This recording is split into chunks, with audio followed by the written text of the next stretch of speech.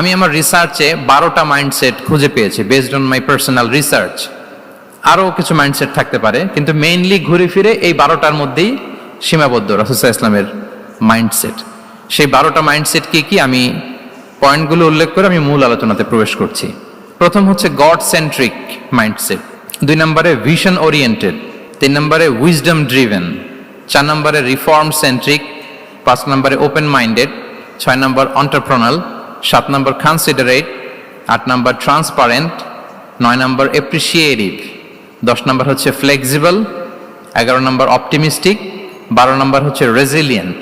Based on my research, আমার ক্ষুদ্র গবেষণা আমি খুঁজে পেয়েছি যে রাসূল সাল্লাল্লাহু আলাইহি ওয়াসাল্লাম এই ধরনের মানসিকতার অধিকারী ছিলেন, এই অ্যাপ্রোচের অধিকারী ছিলেন। প্রথম যেই মাইন্ডসেটটা নিয়ে আমরা আলোচনা করব সেটা হচ্ছে গড সেন্ট্রিক মাইন্ডসেট বা আল্লাহ সেন্ট্রিক মাইন্ডসেট। অর্থাৎ রাসূল সাল্লাল্লাহু আলাইহি ওয়াসাল্লাম যে কোনো কাজে তিনি আল্লাহ তাআলাকে ফিল করতেন, সব কিছু ছিল আল্লাহ তাআলা কেন্দ্রিক।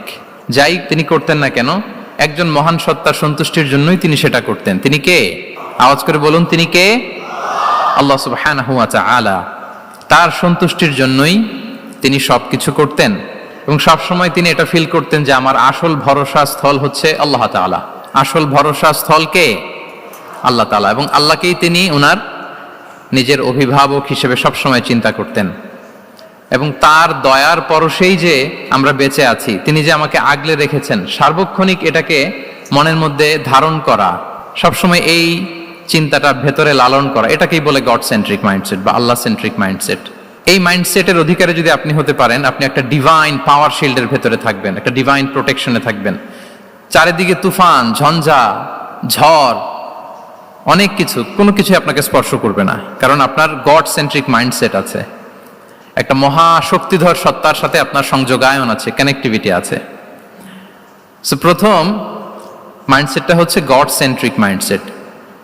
রাসূল সাল্লাল্লাহু আলাইহি ওয়াসাল্লাম সবসময় সবকিছু আল্লাহ তাআলার সন্তুষ্টির জন্য করতেন এবং তিনি ভাবতেন আমার কেউ না থাক, আল্লাহ আছে। যার কেউ নাই তার কে থাকে? আল্লাহ আছে। এটাই হচ্ছে গড সেন্ট্রিক মাইন্ডসেট। আসুন আমরা সিরাতের ভেতরে ঢুকে যাই। যেহেতু আমরা বলেছি থ্রু দ্য লেন্স অফ সিরাতের পরতে পরতে, সুন্নাহর পরতে পরতে আমরা দেখব যে তিনি গড সেন্ট্রিক মাইন্ডসেটের অধিকারী ছিলেন কিনা। আল্লাহর হাবিব সাল্লাল্লাহু আলাইহি ওয়াসাল্লাম একবার একটা যুদ্ধ থেকে ফেরার পথে মরুভূমির মাঝখানে সেনাবাহিনীকে থামিয়ে বিশ্রামের ঘোষণা দিলেন যে তোমরা একটু বিশ্রাম নাও। তো উনি একটা গাছের নিচে বিশ্রামের জন্য গেলেন এবং সেখানে গাছের ডালে ওনার তলোয়ারটা ঝুলিয়ে রাখলেন, ঝুলিয়ে বিশ্রাম নিতে লাগলেন, ঘুমিয়ে পড়লেন। হঠাৎ এক বেদুইন এসে রাসূল সাল্লাল্লাহু আলাইহি ওয়াসাল্লামের এই কোষবদ্ধ তলোয়ারটা কোষমুক্ত করে এরকম হাতে নিল। রাসূল সাল্লাল্লাহু আলাইহি ওয়াসাল্লাম ঘুম থেকে জেগে উঠলেন। এবার বেদুইন বলতে আরম্ভ করলো, মাইয়ামনাউকা মিন্নি, এই মুহাম্মদ তোমাকে এবার কে বাঁচাবে বলো, এই তো আমার হাতে তলোয়ার, কে বাঁচাবে? সাথে সাথেই আল্লাহর হাবিব সাল্লাল্লাহু আলাইহি ওয়াসাল্লাম উনি উত্তরে বললেন আল্লাহ। উত্তরে কি বললেন? কোনো চিন্তা ভাবনা নাই যে ওরে আঘাত করা যায় কিনা পাল্টা, বা কোনোভাবে ওর কনফিডেন্স ডাউন করা যায় কিনা, এদিক সেদিক কারো সাপোর্ট চাওয়া যায় কিনা, কোনো দিকে না তাকিয়ে কি বললেন? আল্লাহ। সব সময় তিনি আল্লাহ কেন্দ্রিক ছিলেন। এটাকে বলে গড সেন্ট্রিক মাইন্ডসেট। যে কোনো পরিস্থিতিতে তিনি আল্লাহ যে আমার সাথে আছেন এটা কল্পনা করতেন। এবং সুনানে আবু দাউদের একটি বর্ণনা এসেছে, রাসূল সাল্লাল্লাহু আলাইহি ওয়াসাল্লাম কানা নবী সাল্লাল্লাহু আলাইহি ওয়াসাল্লাম ইযা হাযাবাহু আমরুন সাল্লা, তাকে যখন কোনো জিনিস বিচলিত করত তিনি জায়নামাজের মুসল্লায় দাঁড়িয়ে যেতেন, সালাতের জন্য দাঁড়িয়ে যেতেন।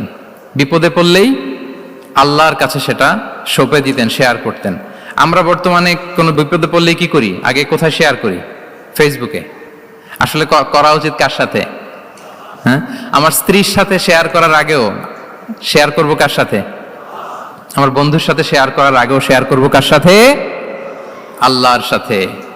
আমরা যদি হিজরতের ঘটনাটাকে একটু অ্যানালাইজ করি তাহলে দেখব যে গারে সাউরে যখন আল্লাহ রাসূল সাল্লাল্লাহু আলাইহি ওয়াসাল্লাম এবং আবু বকর রাদিয়াল্লাহু তাআলা আনহু ওনারা আশ্রয় নিয়েছিলেন রাত্রিবেলায়, কুরাইশরা যখন খুঁজতেছিল, আবু বকর রাদিয়াল্লাহু তাআলা আনহু বলেন যে কুরাইশদের পা দেখা যাচ্ছে, ওরা যে হেঁটে যাচ্ছে, একটু উকি মারলেই আমাদেরকে দেখা যায়। তিনি অত্যন্ত ভীত সন্ত্রস্ত, তটস্থ, নিজের জন্য নয়, রাসূল সাল্লাল্লাহু আলাইহি ওয়াসাল্লামের সেফটির জন্য। রাসূল সাল্লাল্লাহু আলাইহি ওয়াসাল্লাম আবু বকর রাদিয়াল্লাহু তাআলা আনহুকে বলেন যে আবু বকর চিন্তা করো না, লা তাহসান ইন্নাল্লাহা মা'ানা, আবু বকর চিন্তা করো না, আল্লাহ আমাদের সাথে আছেন। সুবহানাল্লাহ। আমাদের সাথে কে আছেন? আল্লাহ আমাদের সাথে আছেন। এটা হচ্ছে গড সেন্ট্রিক মাইন্ডসেটের উদাহরণ। আপনার মনকে বুঝাতে হবে যে আল্লাহ আমার সাথে আছে। মনকে তুমি বুঝিয়ে বলো আল্লাহ এই বাক্যটা মুখস্থ করা যাবে? মনকে তুমি বুঝিয়ে বলো, আল্লাহ আছেন আমার সাথে। আপনার পুরো জীবনের সব কাজের সাথে যদি এই বাক্যটাকে মিলিয়ে ফেলতে পারেন, দেখবেন যে কোনো কিছুই আপনার ক্ষতি করতে পারতেছে না। এটাকে বলে গড সেন্ট্রিক মাইন্ডসেট। আল্লাহ আমার সাথে আছেন, কেউ নাই কিন্তু আল্লাহ তাআলা আমার সাথে আছেন। এবং গড সেন্ট্রিক মাইন্ডসেটের সবচেয়ে বড় সুবিধা হচ্ছে আপনার মনে কখনো হতাশা কাজ করবে না, হতাশা বাঁধবে না, কারণ আপনার সাথে এক মহাশক্তিধরের কানেক্টিভিটি আছে। তিনি কে বলুন তো আওয়াজ করে? তিনি আল্লাহ। হতাশা আসবে না। এই যে আমাদের জাতীয় জীবনের এখন সবচাইতে বড় বড় সমস্যাগুলোর যদি আমরা লিস্ট করি, একটা বড় সমস্যা হচ্ছে ডিপ্রেশন, তাই না? আমরা ডিপ্রেশনে ভুগি না? আপনাদের ডিপ্রেশন হয় কখনো? আচ্ছা, ডিপ্রেশন কাকে বলে আগে বলে। ডিপ্রেশন হচ্ছে আপনার আর আপনার রবের মাঝে যে দূরত্ব, এটার নাম ডিপ্রেশন। আই রিপিট, আমার আর আমার রবের মাঝে যে গ্যাপ, আমাদের সম্পর্কের যে দূরত্ব, এটার নাম কি? ডিপ্রেশন। আপনি যত আল্লাহর সাথে সম্পর্ক জোরদার করতে পারবেন, ডিপ্রেশন আপনার থেকে দৌড়ে পালাবে। এজন্য আমাদের বিশ্বাসীদের জীবনে কোনো ডিপ্রেশন নাই। আছে? আমাদের ডিকশনারিতে কোনো ডিপ্রেশন আছে বলেন তো? আমাদের সাথে আল্লাহর সম্পর্ক কেমন বলেন? মজবুত? আলহামদুলিল্লাহ পড়ুন সবাই। তাহলে ডিপ্রেশন হচ্ছে আপনার আর আপনার রবের মাঝে যে দূরত্ব, এই দূরত্ব দূর করে দেন, ডিপ্রেশন আপনিই পালাবে। আমরা আরো কিছু সিরা থেকে ইনসিডেন্ট নিয়ে দেখি যে গড সেন্ট্রিক মাইন্ডসেটটা কেমন। দ্বিতীয় হিজরিতে যে বদরের যুদ্ধ হলো, সে বদরের যুদ্ধে ইবনে মাসউদ রাদিয়াল্লাহু তাআলা আনহু তিনি বর্ণনা করেন যে আল্লাহ রাসূল সাল্লাল্লাহু আলাইহি ওয়াসাল্লাম আগামীকাল যুদ্ধ এর আগের দিন রাতে তিনি হাত তুলে এরকম দোয়া করতেছিলেন। আমরা তো এইভাবে দোয়া করি। আল্লাহর হাবিব সাল্লাল্লাহু আলাইহি ওয়াসাল্লাম তিনি দোয়া করতে করতে ইমোশনালি হাত এরকম উঁচু করে, হাত্তা ইউরা বায়াদু ইবতাইহি, বগলে শুভ্রতা দেখা যাচ্ছিল। উনি দোয়া করতেছিলেন, আল্লাহুম্মা আনজিজ লি মা ওয়া'আতানি, আল্লাহুম্মা আতিনি মা ওয়া'আতানি, আল্লাহ তুমি যে বিজয় দিবে বলে প্রতিশ্রুতি করেছিল, ওই বিজয় আমাদেরকে দাও, ওই ভিক্টরি আমাদেরকে দাও। দোয়া করছিলেন। সাইয়েদনা আলী রাদিয়াল্লাহু তাআলা আনহু উনি বর্ণনা করছেন যে বদরের যুদ্ধের আগের রাতে আমরা সবাই ঘুমোচ্ছিলাম, কিন্তু রাসূল সাল্লাল্লাহু আলাইহি ওয়াসাল্লামকে দেখলাম যে না, উনি হাত তুলে শুধু আল্লাহর কাছে কান্না করছেন, দোয়া করছেন। আবু বকর রাদিয়াল্লাহু তাআলা আনহু উনি বলেন যে আমি যে দেখলাম যে তিনি ফজর পর্যন্ত দোয়া চালিয়েই যাচ্ছিলেন, দোয়া চালিয়েই যাচ্ছিলেন, দোয়া কন্টিনিউ করছিলেন তিনি। এবং দোয়া করতে করতে রাসূল সাল্লাল্লাহু আলাইহি ওয়াসাল্লাম এতটাই ইমোশনাল হয়ে গেলেন যে ওনার গায়ের চাদরটা নিচে পড়ে গেল। আবু বকর রাদিয়াল্লাহু তাআলা আনহু যে বলেন, ইয়া নবী আল্লাহ, কাফাকা মুনাশাদাতুকা রাব্বাক ফাইন্নাহু সায়ুনজিজু লাকা মা ওয়া'দাক। হে নবী, যথেষ্ট, এনাফ ইজ এনাফ, অনেক হয়েছে নবী, আন্না, আর কাঁদতে হবে না। আপনার রব আপনাকে ভিক্টরি বা বিজয় দান করবে ইনশাআল্লাহ। তাহলে দেখেন, যুদ্ধের আগের রাতে সেনাপ্রধান কি করে? এই কৌশল ওই কৌশল, কোন দিক দিয়ে অ্যাটাক করা যাবে, ওয়ার স্ট্র্যাটেজি ঠিক করে, তার সাথে যারা আছে তাদের সাথে পরামর্শ করে। কিন্তু রাসূল সাল্লাল্লাহু আলাইহি ওয়াসাল্লাম সব কিছু সেট করে দিয়ে কার সাথে কানেক্টিভিটি গড়েছেন বলুন তো? আল্লাহর সাথে। This is called God centric mindset, Allah centric mindset. আমার হৃদয়টা সবসময় কার সাথে জুড়ে থাকবে? আল্লাহর সাথে, কারণ উনি ছাড়া আমার কোনো ঠিকানাই নেই। তাহলে এই মেন্টালিটি যদি আমরা ধারণ করতে পারি, এটাকে বলে গড সেন্ট্রিক মাইন্ডসেট। তাহলে রাসূলুল্লাহ সাল্লাল্লাহু আলাইহি ওয়া সাল্লামের যে 12টা মাইন্ডসেটের কথা আমরা বলেছি, তার প্রথমটা হচ্ছে গড সেন্ট্রিক। আল্লাহ তাআলা আমাদেরকে গড সেন্ট্রিক মাইন্ডসেট দান করুক। আমরা যে কোনো পরিস্থিতিতে যেভাবেই থাকি না কেন, আমরা বিপদে আপদে সবসময় ভরসা রাখবো কার উপর? এটাই হচ্ছে গড সেন্ট্রিক বা আল্লাহ সেন্ট্রিক মাইন্ডসেট। আচ্ছা, 2 নাম্বার মাইন্ডসেট হচ্ছে vision oriented mindset. Vision oriented mindset মানে হচ্ছে যার মধ্যে দূরদর্শিতা আছে, ফার সাইটেডনেস আছে, who can anticipate the future, যে ভবিষ্যৎ আগাম অনুমান করে ফেলতে পারে, সামনের পরিস্থিতিকে আগাম অনুমান করতে পারার যে যোগ্যতা বা দীর্ঘমেয়াদী চিন্তা করতে পারার যে ক্যাপাসিটি, এটাকে বলে ভিশন ওরিয়েন্টেড মাইন্ডসেট। এটা আল্লাহ রাসূল সাল্লাল্লাহু আলাইহি ওয়াসাল্লামকে আল্লাহ তাআলা দান করেছেন। উনি ভবিষ্যৎকে আগাম বুঝতে পারতেন, আগাম অনুমান করতে পারতেন, এবং সে অনুযায়ী তিনি স্ট্র্যাটেজি, প্ল্যান, পরিকল্পনা এটা তিনি সাজাতে পারতেন। এটাকে বলে ভিশন ওরিয়েন্টেড মাইন্ডসেট। এবার আসুন আমরা সিরাতের কিছু ইনসিডেন্টকে সামনে নিয়ে আসি যে তিনি কিরকম ভিশন ওরিয়েন্টেড মাইন্ডসেটের অধিকারী ছিলেন। আমরা সবাই হুদাইবিয়ার ঘটনা জানি না? কত হিজরিতে ঘটেছিল বলুন তো সবাই? 6ষ্ঠ হিজরিতে।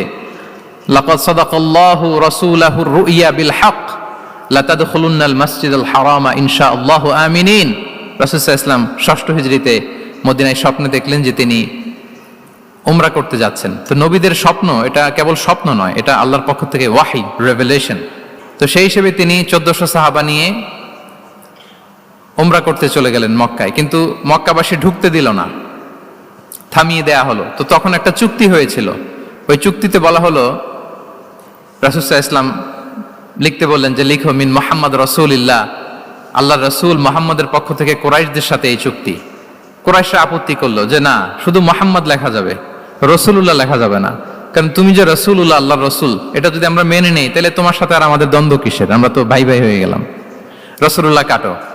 সাহাবারা কেউ রাজি হয় না, বিশেষ করে ওমরে ফারুক রাদিয়াল্লাহু তাআলা, উনি রাজি হয় না, না না এটা কাটা যাবে না। রাসূল সাল্লাল্লাহু আলাইহি ওয়াসাল্লাম অনেক বলে কয়ে বুঝালেন যে না, দীর্ঘমেয়াদী চিন্তা করতে গেলে আমাদের এখন একটা শান্তি চুক্তির দরকার আছে, আমাদের গ্লোবাল নেভিগেশন সিস্টেম, দাওয়া সিস্টেমকে আরো স্ট্রং করতে পারি। অনেক বলে কয়ে রাসূলুল্লাহ কাটা হলো। এরপর তারা বলে চুক্তিতে লিখো যে এই বছর উমরা করতে দেয়া হবে না, এই বছর ফিরে যাবেন আপনারা সবাই। এটাও সাহাবারা রাজি হয় না, আল্লাহ রাসূল সাল্লাল্লাহু আলাইহি ওয়াসাল্লাম রাজি হলেন। আবার আরেকটা ক্লোজে লেখা হলো যে আগামী বছর আসলেও 3 দিনের বেশি থাকা যাবে না, সেটাও রাজি হয়ে গেল রাসূল সাল্লাল্লাহু আলাইহি ওয়াসাল্লাম, সাহাবারা রাজি হচ্ছেন না। এরপর মক্কা থেকে কোনো লোক মদিনায় গেলে মদিনাবাসী তাকে রাখতে পারবে না, ফেরত দিতে হবে। কিন্তু মদিনা থেকে কোনো লোক মক্কায় আসলে মক্কাবাসী তাকে ফেরত দিতে বাধ্য থাকবে না। দেখেন, একটার পর একটা মুসলমানদের বিরুদ্ধে সব ক্লোজ যাচ্ছে, কোনো সাহাবীরাই রাজি হচ্ছেন না। কিন্তু আল্লাহ রাসূল সাল্লাল্লাহু আলাইহি ওয়া আলিহি ওয়াসাল্লাম তিনি বললেন যে না, লিখো লিখো। উমর ফারুক রাদিয়াল্লাহু তাআলা আনহু এতটাই রাগান্বিত হলেন, তিনি প্রশ্ন করলেন, ইয়া রাসূলুল্লাহ, আলাইসা আনতা নাবিয়্যুন হক, আপনি এই যে কম্প্রোমাইজের পর কম্প্রোমাইজ করে যাচ্ছেন, আপনি কি সত্য নবী নন, সত্য রাসূল নন? আলাসনা আলা দীনিন হক, আমরা কি সত্যের উপর প্রতিষ্ঠিত নই? আলাইসাল কুরআনু কিতাবুন হক, তো সব যদি সত্য হয় আপনি কেন এগুলো মানছেন? রাসূল সাল্লাল্লাহু আলাইহি ওয়াসাল্লাম বললেন যে ওমর, তুমি বাদ সেদো না, মেনে নাও। মেনে নিলেন, এবং এই মেনে নেওয়াটাকে আল্লাহ ভিক্টরি বলে ঘোষণা দিলেন, বিজয় বলে। আল্লাহু আকবার। ইন্না ফাতাহনা লাকা ফাতহাম মুবিনা। এবং হুদাইবিয়ার এই সন্ধি থেকেই বেসিকলি মক্কা বিজয় ওইদিকে ত্বরান্বিত হয়েছে গতি প্রবাহটা। কারণ রাসূল সাল্লাল্লাহু আলাইহি ওয়াসাল্লাম অনেক দূর দেখেছেন, সাহাবারাই সামনের কিছু বিষয়ে তারা খেয়াল করছেন, কিন্তু রাসূলুল্লাহ সাল্লাল্লাহু আলাইহি ওয়া আলিহি ওয়াসাল্লাম তিনি অনেক দূর দেখতে পাচ্ছেন। আচ্ছা বলেন, 3 তলার উপর থেকে একজন একটা ভিউ দেখতে পায়, আর 30 তলা উপর থেকে আরেকজন একটা কন্ডোমিনিয়ামের উপর থেকে একটা পানোরামিক ভিউ দেখতে পায়, দুইজনের ভিউ দেখা কি একরকম হয়? বলেন, একরকম হবে? কখনোই হবে না। তাহলে 30 তলার উপর থেকে যিনি দেখবে তিনি একটা পানোরামিক ভিউ দেখবে, দ্য টোটাল সিনারিও তার কাছে ক্রিস্টাল ক্লিয়ার হবে, যেটা সাহাবা রিদওয়ানুল্লাহি তাআলা আলাইহিম আজমাইন ওনাদের কাছে ক্লিয়ার ছিল না।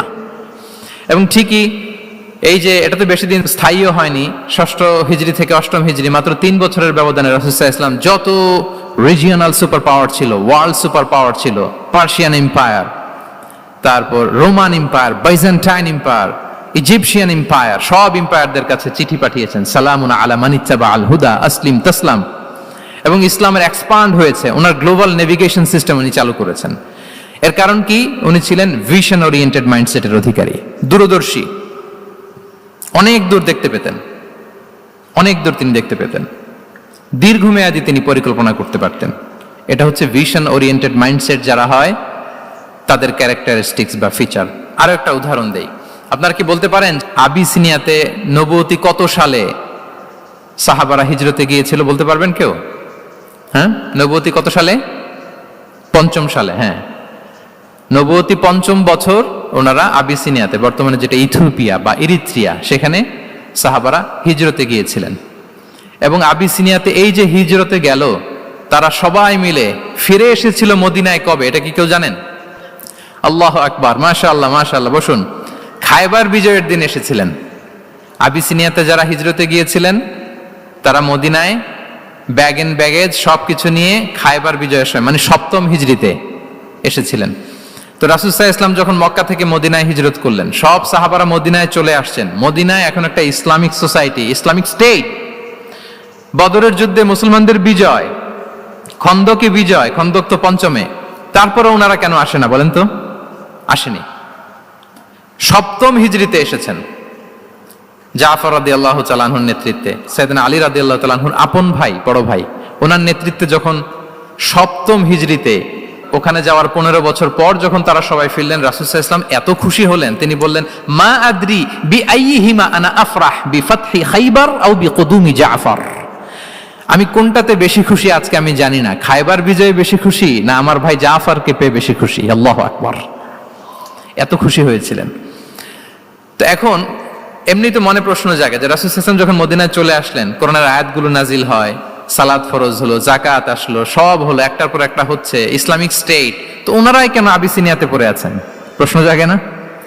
ওই সময় একটা ক্রাইসিস মোমেন্ট ছিল, তখন ওনারা গিয়েছিল আবিসিনিয়াতে, কিন্তু আসে না কেন? ওনারা এসেছেন 7ম হিজরিতে। এর কারণ আবিসিনিয়া মুসলিমদেরকে রেখে দেওয়া এটা রাসূলুল্লাহ সাল্লাল্লাহু আলাইহি ওয়াসাল্লামের প্ল্যান বি ছিল।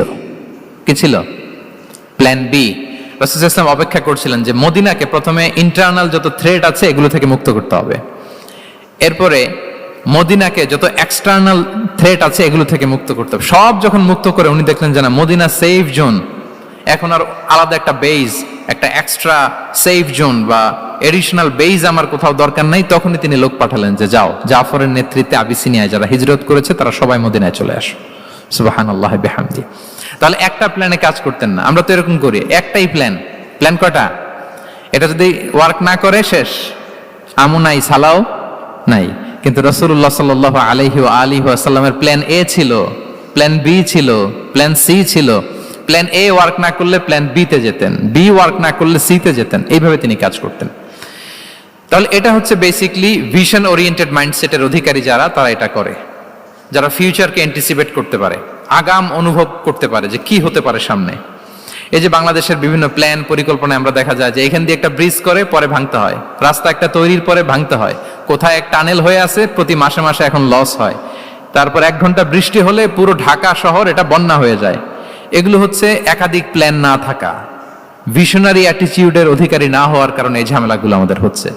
তো প্রফেটিক সিরার এই প্রফেটিক মাইন্ডসেট থেকে আমাদের নেয়ার বিষয় হচ্ছে এটা যে আমাদেরকে ভিশনারি অ্যাটিটিউডের হতে হবে। রাসূল সাল্লাল্লাহু আলাইহি ওয়াসাল্লাম ভিশন ওরিয়েন্টেড মেন্টালিটির ছিলেন। আগাম, আজ থেকে 50 বছর পরে বাংলাদেশে কি ক্রাইসিস হতে পারে, আজ থেকে ঠিক 100 বছর পরে বাংলাদেশে কি হতে পারে, ওই রোডম্যাপকে সামনে রেখে আমাদেরকে প্ল্যান করতে হবে। এটাকে বলে ভিশন ওরিয়েন্টেড মাইন্ডসেটের অধিকারী হওয়া। 3 নাম্বার হচ্ছে উইজডম ড্রিভেন মাইন্ডসেট। উইজডম মানে হচ্ছে প্রজ্ঞা। প্রজ্ঞা কি? জ্ঞান আর কমন সেন্স দুইটা একসাথে হইলে ওটারে প্রজ্ঞা বলে। When the knowledge and common sense join together, it reflects as wisdom. আপনার জ্ঞান এবং আপনার কমন সেন্স একসাথে হইলে ওটা উইজডম হয়ে যায়। রাসূল সাল্লাল্লাহু আলাইহি ওয়াসাল্লাম ছিলেন প্রজ্ঞায় সমৃদ্ধ এক মননের অধিকারী। ওনার সব কিছুতেই প্রজ্ঞা ছিল। উইজডম ইন গিভিং অ্যাডভাইস, উপদেশ দেওয়ার সময় ছিল। উইজডম ইন পলিসি মেকিং এর সময় সেখানে প্রজ্ঞা ছিল।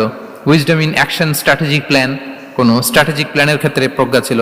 রাসূল সাল্লাল্লাহু আলাইহি ওয়াসাল্লাম একই প্রশ্নের উত্তর এক একজনকে এক এক ভাবে দিতেন। অনেক সাহাবারা জিজ্ঞেস করতেন যে রাসূলুল্লাহ একই প্রশ্ন, একে বললেন এইটা, ওরে বললেন ওইটা, ওরে বললেন আরেকটা, এটা কেন? তো রাসূল সাল্লাল্লাহু আলাইহি ওয়াসাল্লাম বললেন যে আমি জানি ওর কিসে ঘাটতি, আমি জানি ওর কি প্রয়োজন, আমি জানি ওকে কোন নাসিহাটা দিলে কাজ করবে, ফলে এক একজনকে আমি এক এক ভাবে ক্লারিফাই করেছি। আল্লাহু আকবার। This is called wisdom. আচ্ছা, উইজডম, রাসূল সাল্লাল্লাহু আলাইহি ওয়াসাল্লাম যে উইজডম ড্রিভেন মাইন্ডসেটের অধিকারী ছিলেন, এটার কয়েকটা এক্সাম্পল আমরা সিরাত থেকে দেখি। মক্কা বিজয় হয়েছে কত হিজরিতে? অষ্টম হিজরিতে যখন মক্কা বিজয় হলো, তখন রাসূল সাল্লাল্লাহু আলাইহি ওয়াসাল্লাম আম্মাজান আয়েশার সাথে গল্প করছিলেন আর বলছিলেন, আয়েশা, লাউলা হাদাসাতু আহদি কওমিকা বিল কুফরি লানাকাতুল কাবাতা ওয়ালা জাআলতুহা আলা আসাসি ইব্রাহিম। আয়েশা, তোমার এই মক্কাবাসী, তোমার এলাকার লোকজন যদি একটা কেওস সৃষ্টি না করতো, তাহলে কাবার যে আসল শেপ, আমি ওই আসল শেপে এটাকে ফেরত নিতাম, কিন্তু নিতে গেলে এখন একটা ঝামেলা বাঁধবে, এজন্য নিব না। ব্যাপারটা হচ্ছে আমরা এখন যে কাবাটাকে দেখি এটা হচ্ছে স্কয়ার আকৃতির। স্কয়ার মানে কি? বর্গাকৃতি, তাই তো? বর্তমান কাবা কোন আকৃতির বলেন তো? একটা বড় কিউবের সাইজ না? দূর থেকে দেখলে মনে হয় একটা বড় কিউবের সাইজ, কিউবের আকৃতি মানে স্কয়ার, চতুর্ভুজ। কিন্তু সাইয়েদনা ইব্রাহিম আলাইহিস সালাম যে কাবা নির্মাণ করেছিলেন এটা কিন্তু এরকম কিউব ছিল না, ওটা ছিল রেক্ট্যাঙ্গেল। রেক্ট্যাঙ্গেল ছিল, মানে আয়তাকৃতির ছিল, এরকম লম্বা। এই যে এই টেবিলটা যেরকম, টেবিলের যে শেপ এরকম ছিল, এরকম লম্বা কাবাঘর ছিল আয়তাকৃতির। কিন্তু এখন এটা কমে স্কয়ার আকৃতির হয়ে গেছে। এর কারণটা কি? কাবা একবার ওখানে অগ্নিকাণ্ড ঘটার কারণে ধ্বংস হয়েছিল, ফলে কাবাকে আবার রিনোভেশন করা লেগেছিল, পুনর্নির্মাণ।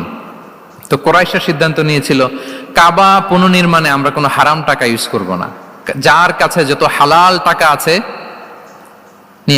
নিয়ে আসা হলো। কিন্তু হালাল টাকা যতটুকু জমা হয়েছে এটা দিয়ে পুরো কাবা নির্মাণ হয় না, অর্ধেক হয়। ফলে কাবা যে আয়তাকৃতির ছিল সেটা না হয়ে হয়ে গেছে কি বলেন, বর্গাকৃতির, মানে স্কয়ার। ওই স্কয়ার কাবাই আজ পর্যন্ত রয়ে গেছে। কিন্তু ওই যে আয়তক্ষেত্রের যে শেপের মধ্যে যতটুকু জায়গা বাকি ছিল, ওইখানে দেখবেন একটা ক্রিসেন্টের মতো আছে, হেজরে ইসমাইল, হাতিমে কাবা বলে। ওইটার ভিতরে নামাজ পড়া আর কাবার ভিতরে নামাজ পড়া একই হুকুম। ওইটার কাবার ভিতরে নামাজ পড়া কি একই হুকুম। ফলে ওই হাতিমের ভেতরে ফরজ সালাত আদায় হয় না, নফল সুন্নাত পড়া যায়।